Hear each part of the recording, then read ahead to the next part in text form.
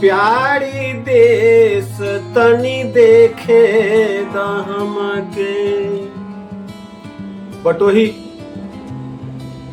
अपन प्यारी धनी से कहतर कि ये प्यारी तनी हमरा के अब गांव से प्रदेश जाए दो, कमा खटा के आई तारा कथी अच्छा बंगला साड़ी लेके आई, दुख अपन दूर होई। लेकिन प्यारी धनी मानत नहीं की। बट वही कहता रे प्यारी देश तनी देखे दहम के, प्यारी देश तनी देखे दहम के। आवत जात में देरी न लागी, आवत जात में देरी न लागी। जैसे घोड़ा के रेस देश तनी देखे दहम के, प्यारी देश तनी देखे दहम के, प्यारी देश तनी देखे दहम के। प्यारी धनी कहत रहे कि ना,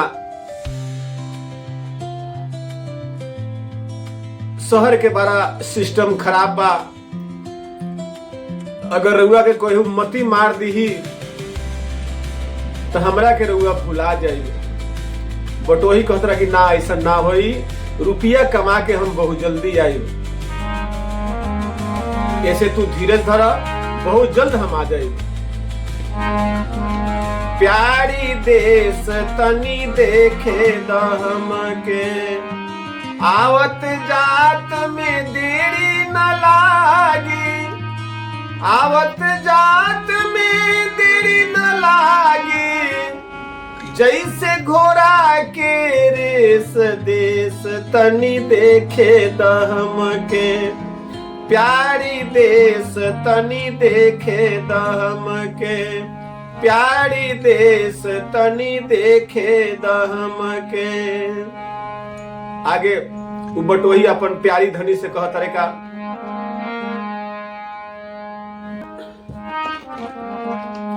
कहत भिखारी सोच दूर करा, कहत भिखारी अरे सोच दूर करा।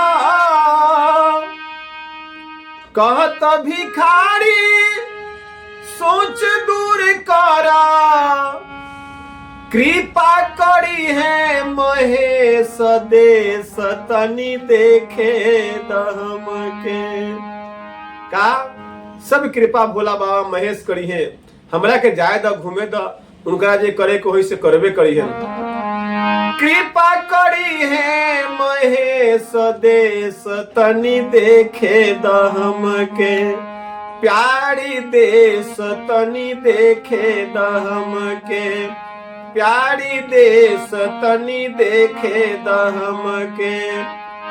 आवत जात में देरी न लागी, आवत जात में देरी न लागी। जैसे घोड़ा के रेस देश तनी देखे दहम के, प्यारी देश तनी देखे दहम के, प्यारी देश तनी देखे दहम के।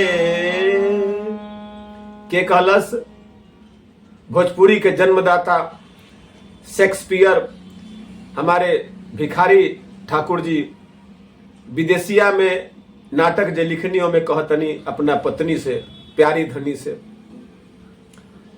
हम लोग तो ऐसी लाइव करते हैं, बात हमारी अच्छी लगे तो छोटा भाई समझ करके एक आशीर्वाद के रूप में कमेंट करेंगे और लाइक करेंगे।